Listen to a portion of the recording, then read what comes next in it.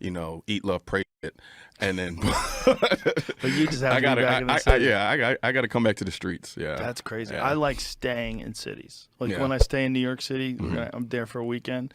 But by the time Sunday rolls around, I'm like, all right, get me the fuck out of here. Yeah. I don't like it. I've never liked it. Even when I lived in New York, I didn't live in the city. I lived in the suburbs. But that was because I couldn't afford it. I couldn't afford an apartment that had parking.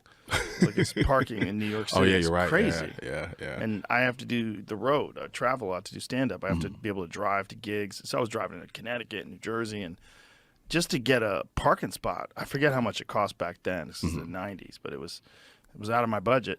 I'm honestly I love cities. So anytime I go to if I travel to a state I've never been to before, I always want to stay in the city, and I always go to their downtowns.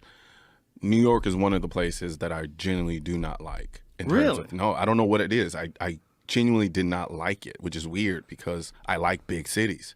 But for something about New York, I was just kind of like, meh. Really? I don't, dude. That doesn't make any sense because it's the most city. I wish I could articulate just a feeling. It's not interesting. And it wasn't even like during a weird time. Like I didn't go like during COVID or anything like that. It was pretty normal time. During COVID, they made some weird law in New York City where you're allowed to eat outside. So they built indoor places outside.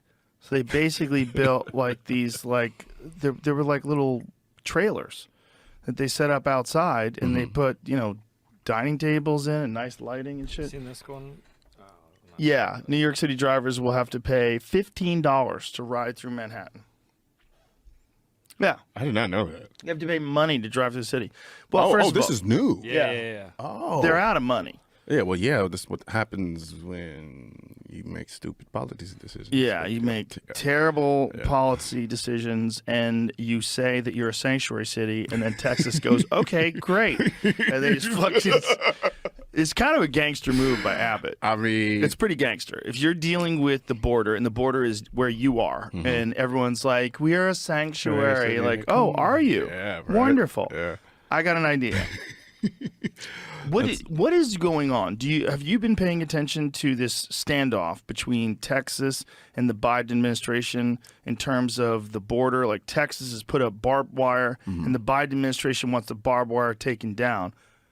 I'll be honest and tell you, I haven't been following it super close, which is odd because I'm Texas born and raised. And the weird thing is living in Dallas, you're almost still kind of disconnected from what's going on at the border a little bit because you're so far north. Right. But even in Houston, because I'm in Houston a lot too, it's not something that you're confronted with daily. But anybody from Texas usually at some point in time, What was that? Sorry, I was checking a video. At some point in time, you're gonna go towards the border, and you're gonna see it for yourself. But what I do know of it, I mean, at this point, we're trying not to lose control of it. Essentially, from what I can gather. What is happening? I don't know. Whose idea is it? In terms of what? Who's letting this happen? Like it seems very organized. These people know the border's open, so they know they can just walk through. I think there's a lot of virtue signaling, I think, involved in all of the whole, like you talking about with New York saying, we're a sanctuary city. Just, yes, we accept everyone to come in, just not our state in our city. Right. And so I think you have that combined with the reality of what happens when you have a border that honestly is not being checked.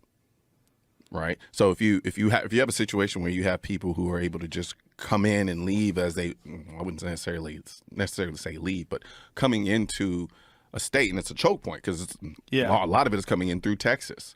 So it's easy to have that philosophy of leave the border, don't make the border, get rid of the barbed wire, et cetera, because we want to seem as if we are welcoming to everyone. And I don't think it's a matter of not wanting to be welcoming. I think it has a lot to do with the same reason why you have a front door with locks on it on your house. Yeah. Right.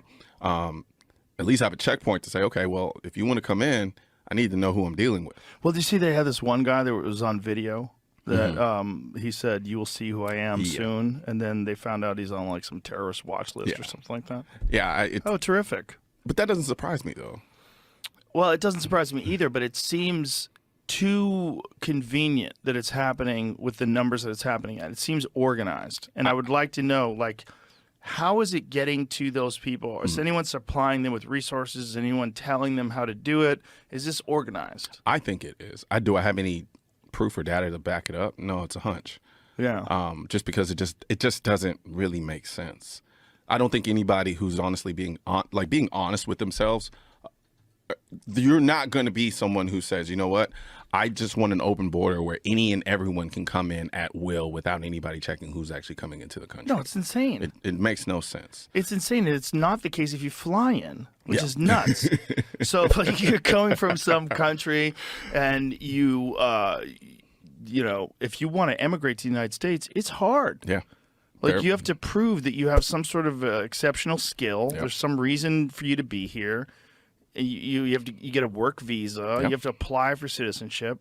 I mean, let's just keep it real. Like, there are a lot of people who just don't like this country. Yeah. And they would love to get into the country and cause damage to the country any way they can. Yes. So I think for anyone to say that they are for open borders, At least there's got to be a percentage of the people that are coming across that we don't want here. There has to be. I mean, that's just reality. Just reality. Yeah. Yeah. I mean, as much as you want to be a kind person, look, I am the grandchild of immigrants. None of my family came from America. They all came from Italy and Ireland. They all came over here. My parents are immigrants. Yeah. So it's like, we're not anti-immigration, but it just seems like, God damn, you got to make sure you're not letting terrorists in. It seems so simple. Yeah. But like I said, I think a lot of it has to do, I think there's some grandstanding and there's some virtue signaling going on as well. I think the administration honestly is trying to walk that line of, no, we're so progressive, and, you know, while at the same time honestly trying to stick it to Texas. Yeah. I mean, it's a dick swinging competition at this point. Why would you have a dick swinging competition about the border? That seems so insane that you would want people to take down a barrier to entry. You know what I think? What? I think it has a lot to do with Trump, because, you know, when he was running his campaign, he was running a lot of it based on the idea he was going to build that wall and border. Yeah. And so that became a separation point for a lot of people in the country with respect to what side they fell on. And I think there's a particular party in this country that utilized it as a lightning rod to create that level of division. And so I think they're kind of trying to reestablish that again. Which is one of the things that's even more gangster about Abbott sending people to Chicago, sending people to New York. Because in Chicago, they're like, It's get like, these fucking people out of here. right? And then the people that live in Chicago, the poor people of Chicago, like, this is bullshit. Yeah. These people are getting money. They're getting all this help. They're getting food. They're getting all this stuff that we don't have. Well, but yeah, people literally in the place who live there their whole lives. Yeah. And then all of a sudden these people sneak in and they're getting this special